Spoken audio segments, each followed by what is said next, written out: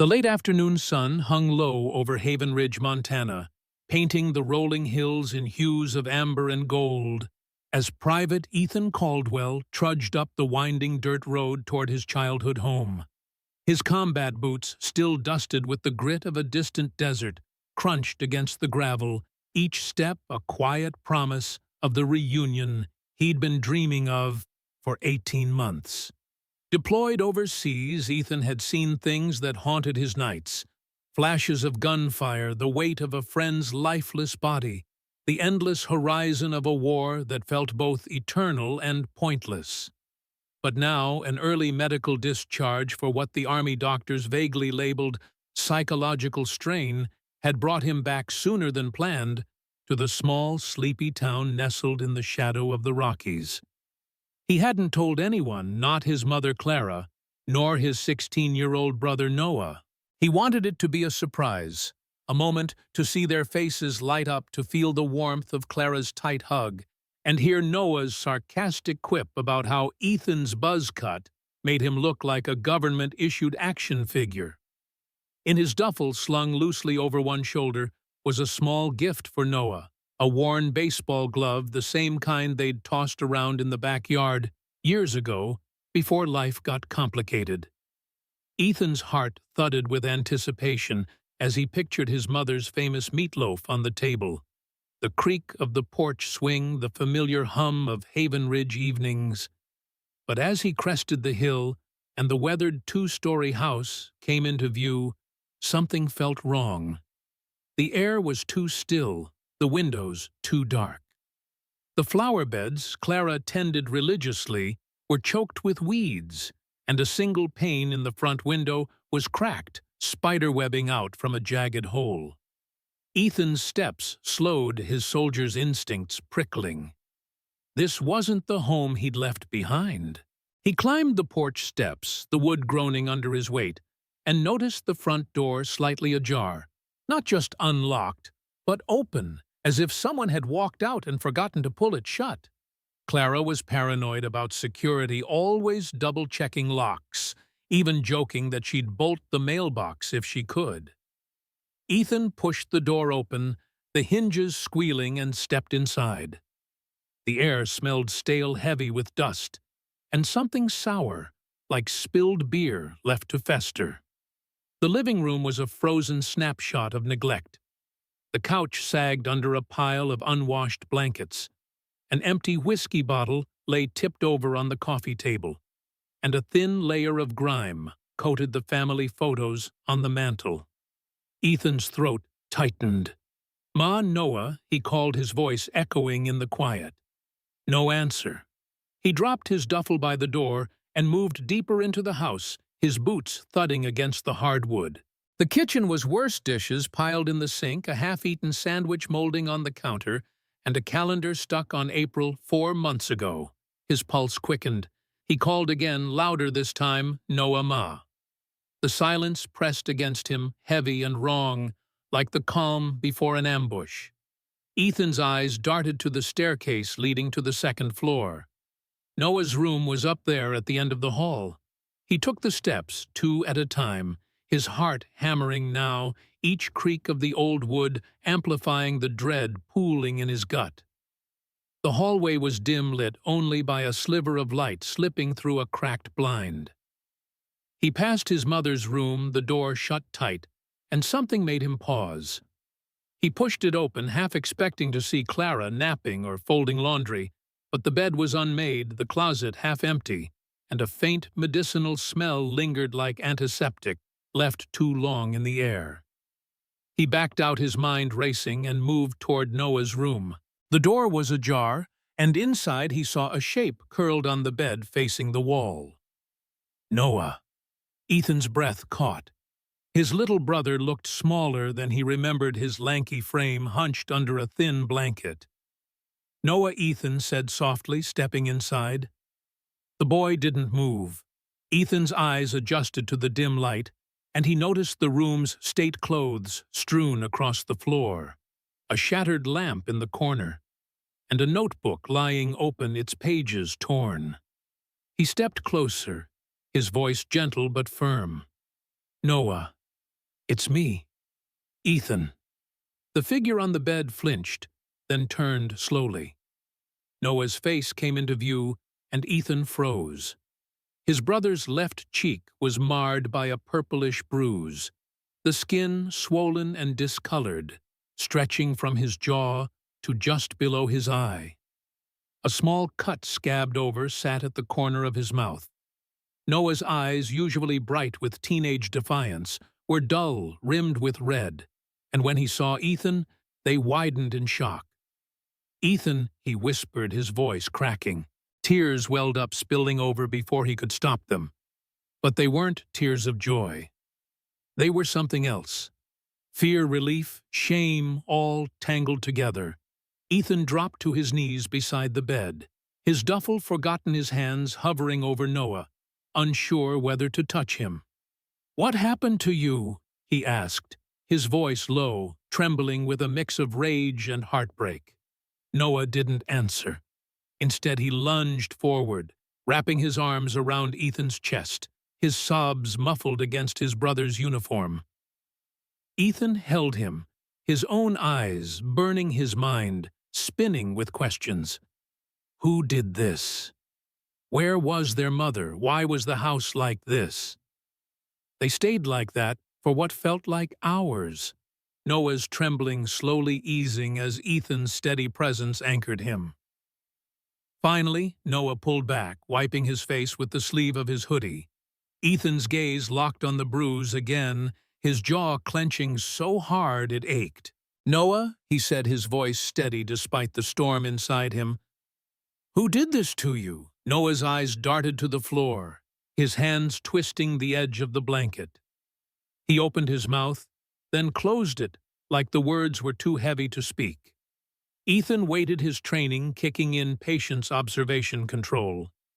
He scanned the room again, noticing a photo frame on the floor. Its glass cracked the picture inside, showing Noah, Clara, and Ethan at a county fair years ago, all smiling. The frame looked like it had been thrown. Ethan's stomach churned. He reached for Noah's shoulder, but the boy flinched, a reflex that cut Ethan deeper than any wound he'd taken overseas. "It's okay," Ethan said, forcing calm into his voice. "You're safe now. I'm here." Noah's voice came out small, barely a whisper. "She's gone, Ethan." Ethan's heart stopped. "Who's gone?" he asked, though he already feared the answer. Noah's eyes met his, raw and hollow. "Mom, she died 4 months ago. Car accident." The words hit Ethan like a blast wave, knocking the air from his lungs. He staggered back, catching himself against the wall. Clara gone, his mother, the woman who'd raised them alone, who'd taught him how to fish in the Bitterroot River, who'd sent him care packages with handwritten notes, even when he was halfway across the world. She was gone. Why didn't anyone tell me? He managed, his voice hoarse. Noah shook his head. "They tried. Your commander. The message got lost. I didn't know how to reach you." Ethan's mind reeled, guilt crashing over him. He'd been out there fighting for strangers while his family fell apart. Noah's voice broke through the haze. "After the funeral, I was alone. Then Greg showed up." Ethan's head snapped up. Greg, Noah nodded, his hands trembling now. "Mom's old friend, from a couple years back. He said he'd take care of me, that I could stay here. But—" Noah's voice faltered, and he touched the bruise on his cheek, wincing. "He changed. He got angry. All the time." Ethan's blood ran cold. Greg. He vaguely remembered the guy, tall, loud, always showing up with a six-pack and a fake smile when their mom was struggling after their dad left. Clara had cut him off, hadn't she? So why was he here in their house with Noah? Ethan's fists clenched, but he forced himself to stay calm. What did he do? "Noah?" he asked, his voice low, dangerous. Noah's eyes filled again, But he didn't speak. Instead, he pointed to a small box under the bed. Ethan knelt, pulling it out. Inside was a crumpled letter, the handwriting unmistakably Clara's. He unfolded it, his hands shaking. "Ethan, Noah," it began. "If you're reading this, I'm probably gone. There's something you need to know about your father. He came back last year wanting to make things right. I didn't trust him, but he left something for you both. It's in the attic under the old quilt. Keep it safe. I love you." Ethan's breath hitched. Their father. The man who'd walked out when Ethan was 10, leaving nothing but a trail of broken promises. What did this mean? Before he could process it, the sound of a car engine rumbled outside. Noah stiffened, his eyes wide with panic. "That's him," he whispered. Ethan stood, his soldier's instincts taking over. He moved to the window, peering through the blinds. A beat-up pickup truck pulled into the driveway, and a man Greg presumably stepped out, his heavy boots crunching the gravel, his face shadowed by a baseball cap. Ethan's heart pounded, not with fear, but with a cold, focused rage.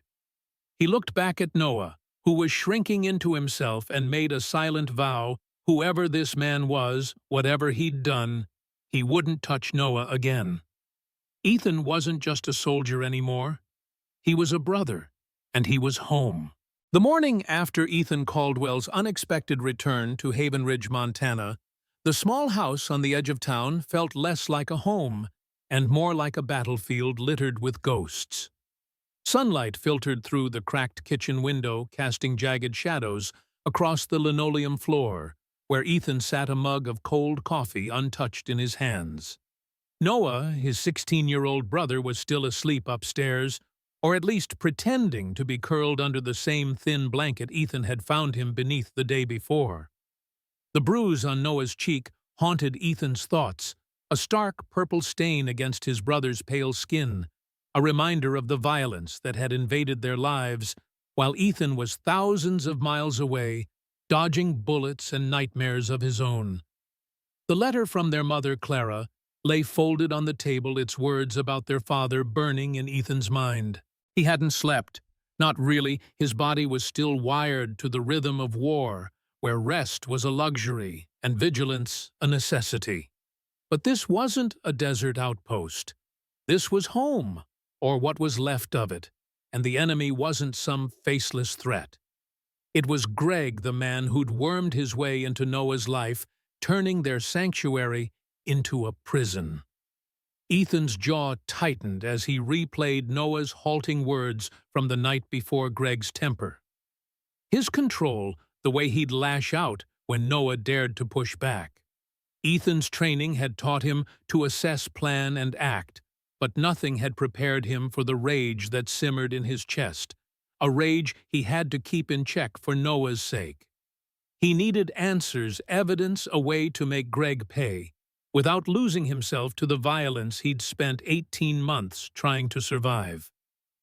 Ethan stood the chair, scraping against the floor, and began pacing the kitchen. The house was a mess, but it was the small details that cut deepest. Clara's favorite teapot, chipped and shoved to the back of the counter. Noah's old sketchbook, its pages torn and scattered. A calendar frozen on April, the month Clara died. Ethan's fingers brushed the letter again, and he resisted the urge to reread it. Their father's reappearance, the mysterious something hidden in the attic. It was a puzzle he'd have to solve later. Right now, Noah was the priority. Ethan needed to know more, not just about Greg, but about what had happened in Haven Ridge while he was gone.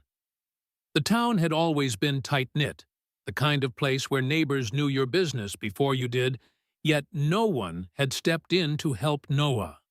Why Ethan's boots thudded softly as he moved to the living room, his eyes scanning for clues. He found a stack of unpaid bills tucked behind a couch cushion, the envelopes stamped with red, past-due warnings. One was for a hospital visit dated 2 months ago with Noah's name on it. Ethan's stomach twisted. Noah hadn't mentioned a hospital, but the bruise the cut had, there been more injuries. He tucked the bill into his pocket, his resolve hardening. He'd start with Noah, then the town, then Greg. The sound of footsteps on the stairs pulled Ethan from his thoughts. Noah appeared, his hoodie pulled up his eyes, avoiding Ethan's. "You're up early," Noah mumbled, heading for the fridge. He moved like he was trying to take up as little space as possible, a habit Ethan recognized from soldiers who'd seen too much. "Couldn't sleep," Ethan said, keeping his tone light. "You want breakfast?" Noah shrugged, pulling out a carton of milk that smelled sour when he opened it. He poured it down the sink without a word, his shoulders tense. Ethan watched, searching for an opening. "Noah," he said carefully, "we need to talk about Greg, about what he's done." Noah's hand froze on the faucet, his knuckles white. "There's nothing to say," he muttered, but his voice cracked, betraying him. Ethan stepped closer, keeping his movements slow, deliberate. "I'm not going anywhere until we figure this out. You don't have to be scared anymore." Noah's eyes flicked up a flash of anger, mixing with fear. "You don't get it, Ethan. You weren't here. You don't know what it's like." The word stung, but Ethan nodded. "You're right. I wasn't. But I'm here now. Tell me." Noah hesitated, then sank into a chair, his hands twisting in his lap. The story came out in fragments, each word heavier than the last. After Clara's accident, a drunk driver on a rain-slicked road, Noah had been left alone. A 16-year-old kid with no family and a house full of memories. Greg showed up a week after the funeral, claiming Clara had asked him to look after things. At first, he was helpful, paying bills, stocking the fridge, but it didn't last. He started drinking, his temper flaring over small things, dishes left out. Noah staying late at school. Then came the rules. No friends over, no phone calls, no leaving the house without permission. He said I owed him. Noah whispered, his voice barely audible, for taking care of me. And when I argued, he touched the bruise on his cheek, wincing. Ethan's fists clenched under the table, but he kept his face calm, his voice steady. "Did he hit you before this?" Noah nodded, his eyes on the floor. "A few times. I tried to leave once, but he said he'd find me, that no one would care." Ethan's heart pounded, a drumbeat of guilt and fury. He should have been here. He should have known. A knock at the door broke the tension, sharp and unexpected. Noah flinched, his eyes darting to the window. Ethan stood, his hand instinctively moving to his side, where his service weapon used to be. "Stay here," he said, moving to the door. He opened it to find Sarah Mitchell. A face from his past standing on the porch. Her auburn hair was pulled back, her green eyes sharp with concern. Sarah had been Ethan's best friend in high school, the girl who'd matched his sarcasm and beat him at every game of chess. Now she was a social worker, her badge clipped to her jacket. "Ethan Caldwell," she said, her voice a mix of surprise and relief. "Heard you were back. I didn't know you were coming." Ethan stepped aside, letting her in. "Didn't tell anyone." "What's this about?" Sarah's gaze flicked to Noah, who was watching from the kitchen doorway, and her expression softened. "I've been checking on Noah. After Clara." She trailed off, her eyes darkening. "I should have done more. I'm sorry." Ethan's jaw tightened. "You knew about Greg." Sarah nodded, guilt flashing across her face. "Not everything. Just rumors. He's got a reputation in town, drunk, aggressive. I tried talking to Noah, but he shut me out. And Greg? He's good at playing nice when people are watching." Ethan led Sarah to the living room, keeping his voice low so Noah wouldn't hear. "He's not playing nice anymore. Noah's got bruises, Sarah. A cut. And there's a hospital bill I found. This isn't just rumors." Sarah's face paled, her hands clenching. "I should have pushed harder." The town, people didn't want to get involved. Greg's got a cousin on the county sheriff's department and folks are scared of stirring trouble. Ethan's eyes narrowed. Not me. Sarah studied him, then nodded. Okay. What do you need? Ethan didn't hesitate. Information. Evidence. Anything to get him out of Noah's life for good. Sarah pulled out her phone, scrolling through contacts. I know someone at the sheriff's office who isn't in Greg's pocket, and I can pull records, hospital, school, anything that shows a pattern. But Noah needs to talk. Without his statement, it's just our word against Greg's. Ethan glanced at Noah, who was pretending not to listen, his shoulders hunched. He's not ready yet, Ethan said. But he will be. The rest of the day was a blur of quiet planning. Sarah stayed, helping Ethan sort through the mess of bills and papers, piecing together a timeline. They found more evidence of Greg's presence receipts for liquor, a pawn shop ticket for Clara's old jewelry, even a threatening note scrawled on a napkin. Don't test me, kid. Ethan's blood boiled, but he channeled it into action, his military training guiding him. He photographed everything, sent copies to Sarah's secure email, and made a list of people to talk to: Noah's school counselor, the hospital staff, a neighbor who'd once complained about Greg's truck blocking the street. Sarah offered to reach out to her contacts, but warned Ethan to be careful. Greg's not stupid, she said. He knows how to cover his tracks. And if he finds out you're back… Ethan's eyes darkened. Let him find out. That evening, as the sun dipped below the horizon, Ethan sat with Noah on the porch, the air cool and heavy with the scent of pine. Noah was quiet, clutching a soda can, his fingers tapping nervously. Ethan wanted to push, to demand every detail, but he knew better. Trauma wasn't something you forced out. It came when it was ready. Instead, he told Noah about the desert, how the stars looked endless, how he'd carried a photo of them fishing at the river to remind him of home. Noah listened, his shoulders loosening slightly. Then, out of nowhere, he said, I tried to call you, after Mom died. I didn't know if you'd come back. Ethan's chest ached. I'd have come, Noah, if I'd known.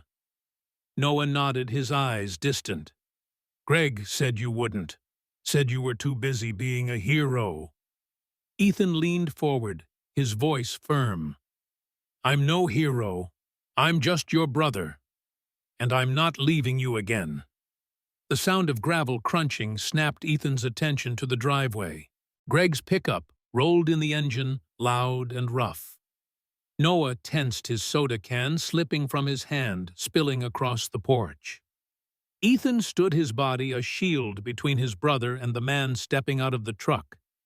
Greg was taller than Ethan remembered, his frame heavy with muscle gone soft, his eyes hidden under the brim of his cap. He sauntered toward the porch, a smirk playing on his lips. Well, look who's back, Greg said, his voice dripping with false warmth. The soldier boy. Ethan didn't move, his gaze locked on Greg's. Get off my property, he said, his voice low, steady. Greg's smirk faltered, but he laughed, stepping closer. Your property, kid. You've been gone. This is my place now. Ethan's hand twitched, itching for a fight. But he remembered Sarah's warning, Noah's fear. He couldn't lose control. Not yet. You're done here, Greg. Ethan said, his words like steel. Walk away or I'll make you. Greg's eyes narrowed, but before he could respond, Ethan heard Noah's voice, small but clear, from behind him. He's not afraid of you.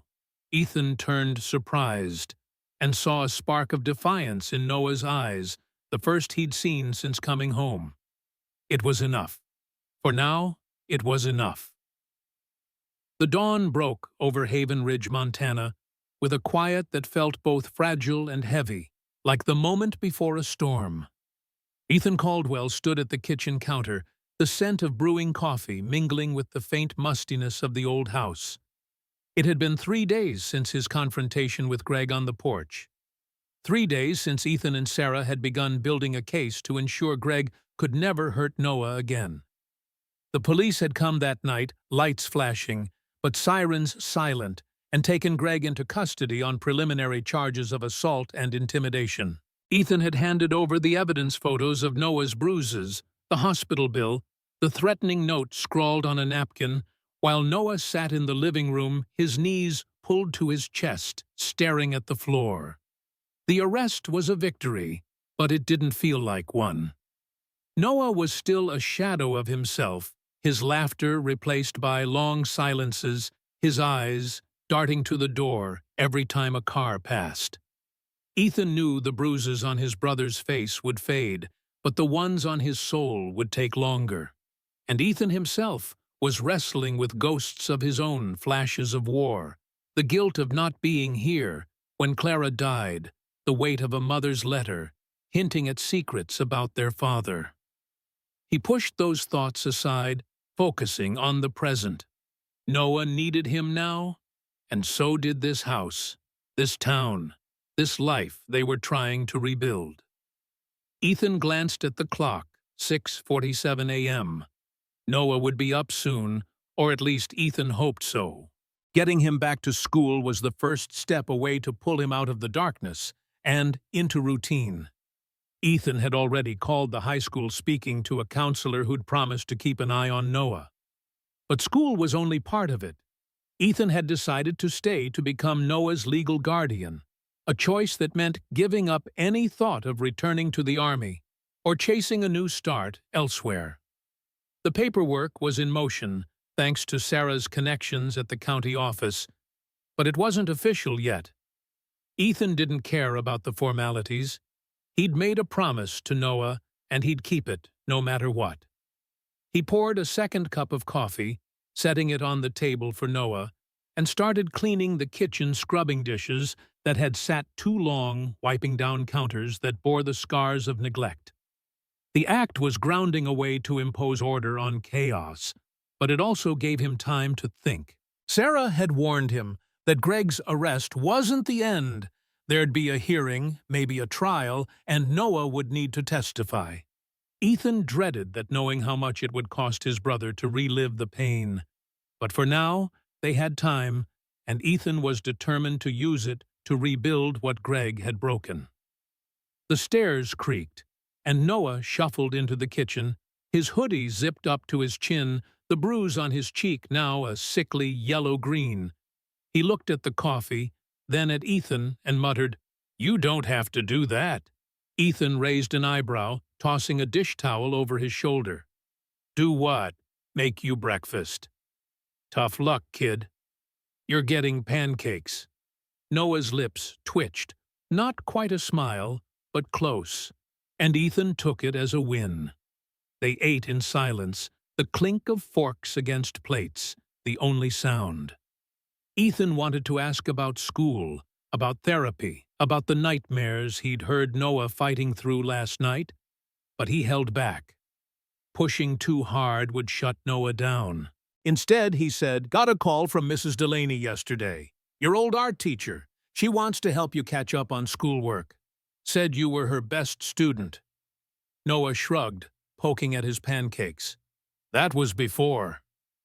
Ethan leaned forward, his voice gentle but firm. "Before doesn't matter.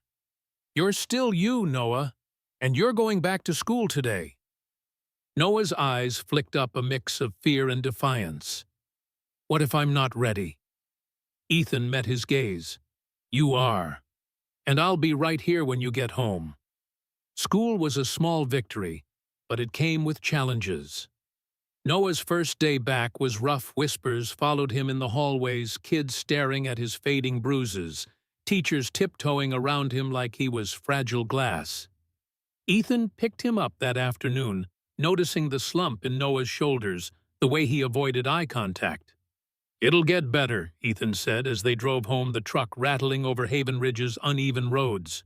Noah didn't respond, but he didn't argue either, and Ethan counted that as progress. Back at the house, Ethan tackled the next task, making the place livable again. He started with the living room, hauling out bags of trash, vacuuming dust that had settled like a shroud. Noah joined him reluctantly at first, sorting through old magazines and stacking books. They found a photo album under the couch, its pages filled with pictures of happier times, Clara laughing at a barbecue, Noah and Ethan building a snowman, the three of them at the county fair. Noah lingered on a photo of their mother, her eyes his bright, her smile wide. "She'd hate this," he said softly. "The house being such a mess." Ethan nodded, his throat tight. "Then, let's fix it for her." The community, once silent, began to stir.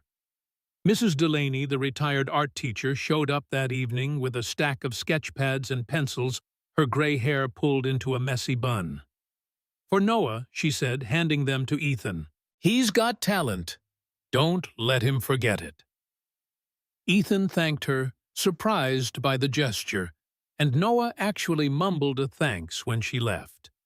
The next day, a local hardware store owner, Mr. Hargrove, dropped off a box of paint cans and brushes, saying, "Heard you're fixing up the place. Clara was a good woman. Least I can do."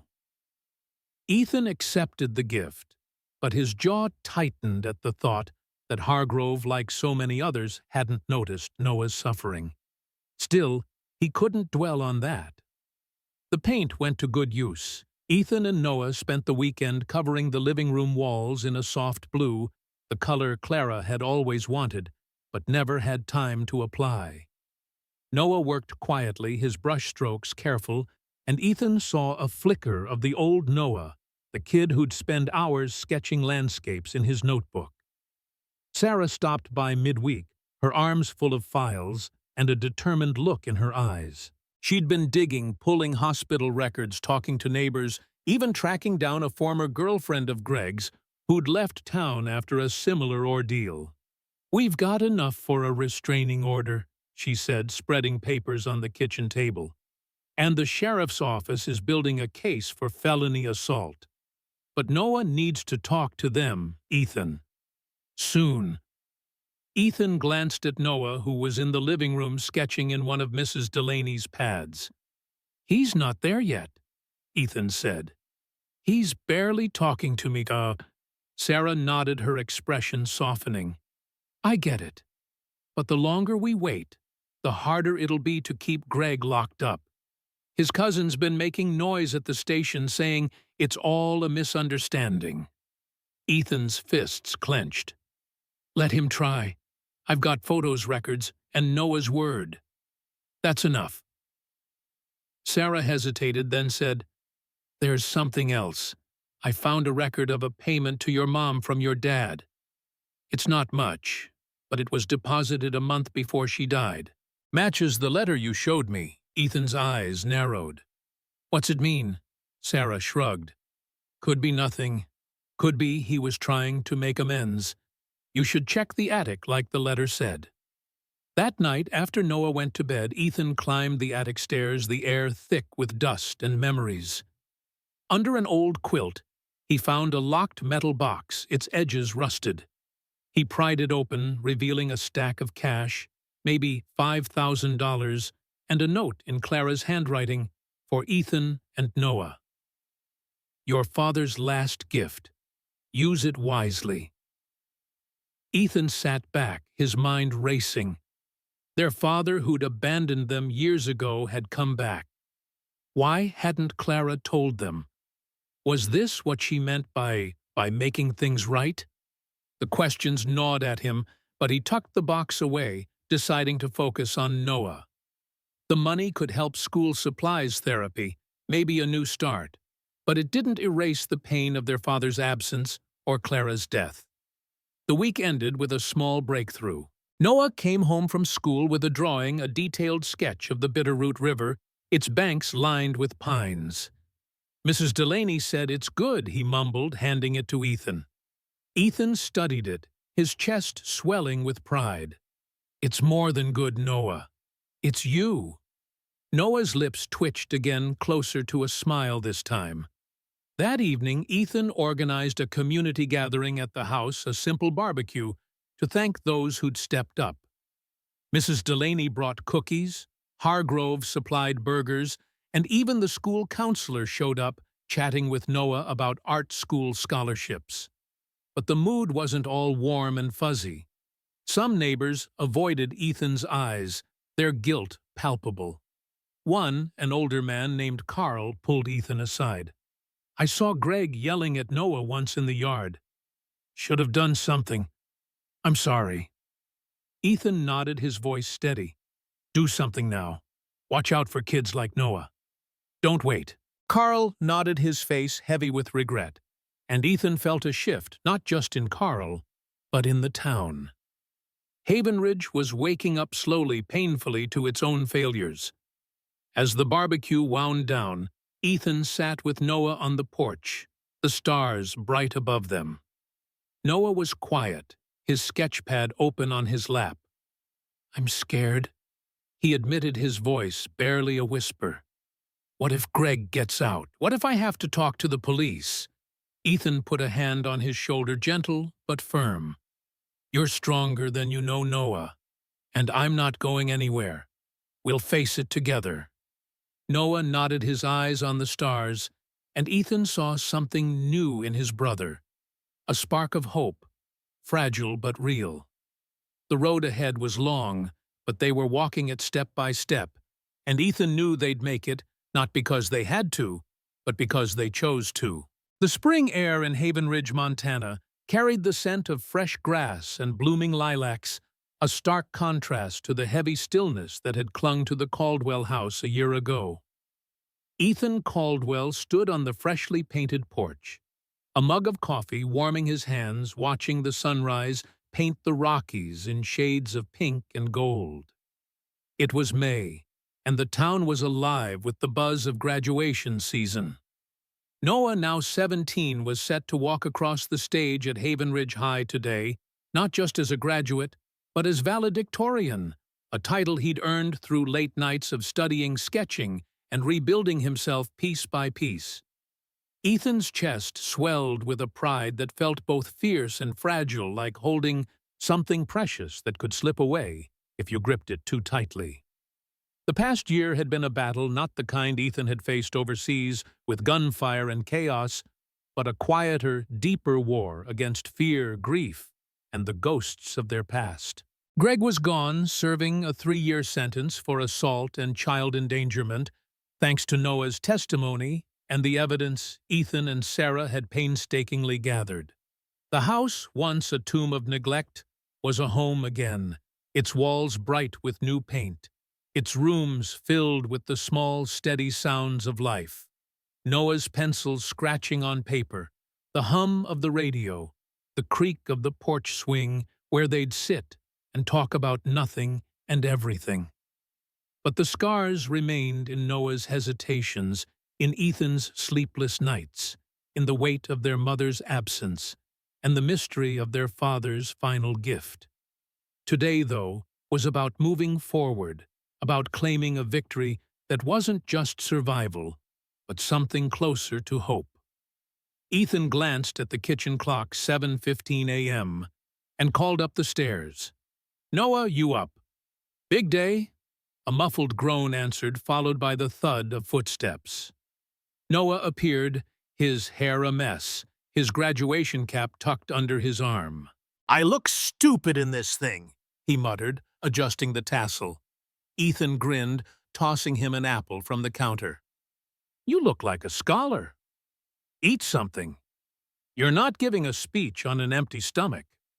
Noah rolled his eyes, but took a bite, and Ethan saw the spark in his brother's eyes, the one that had been buried under fear when he'd first come home.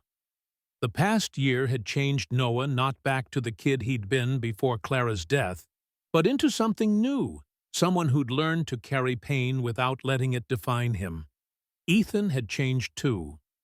He'd taken a job at a local veteran support center, helping soldiers like himself navigate the transition to civilian life, sharing stories of PTSD and loss in a way that felt less like therapy and more like brotherhood. It wasn't the army, but it was purpose, and it kept him grounded. He'd also become Noah's legal guardian, a role that felt as natural as breathing, even when it was hard. Today, though, was Noah's day, and Ethan was determined to let him shine. The high school gymnasium was packed, the air thick with the hum of voices and the rustle of programs. Ethan sat in the front row, his hands clasped tightly, his eyes fixed on the stage where Noah stood, his gown slightly too big, his voice steady as he began his valedictorian speech. A year ago, Noah said his words clear and deliberate. "I didn't think I'd be here. Not on this stage, not in this town, not even in this life. Sometimes the world feels like it's collapsing, like the ground's gone, and you're falling with nothing to grab onto. But then someone steps in not to save you, but to show you you're not alone. My brother Ethan did that for me. He came home when I needed him most, not as a hero, but as family. And he reminded me that falling doesn't mean you're done. It means you're learning how to climb." The crowd was silent, then erupted in applause, and Ethan felt his throat tighten, his eyes burning with tears he didn't bother to hide. Noah's words weren't just about gratitude. They were a declaration of resilience, a testament to the strength he'd found within himself. Ethan clapped harder than anyone, his heart full, knowing that Noah wasn't just speaking to the crowd, but to him, to Clara, to the town that had failed them and was now trying to make amends. After the ceremony, Haven Ridge threw a celebration at the community center, a potluck organized by Mrs. Delaney, Mr. Hargrove, and a dozen others who'd rallied around the Caldwell brothers over the past year. Tables groaned under plates of fried chicken potato salad, and Clara's famous peach cobbler recreated from her recipe by a neighbor who'd found it tucked in an old cookbook.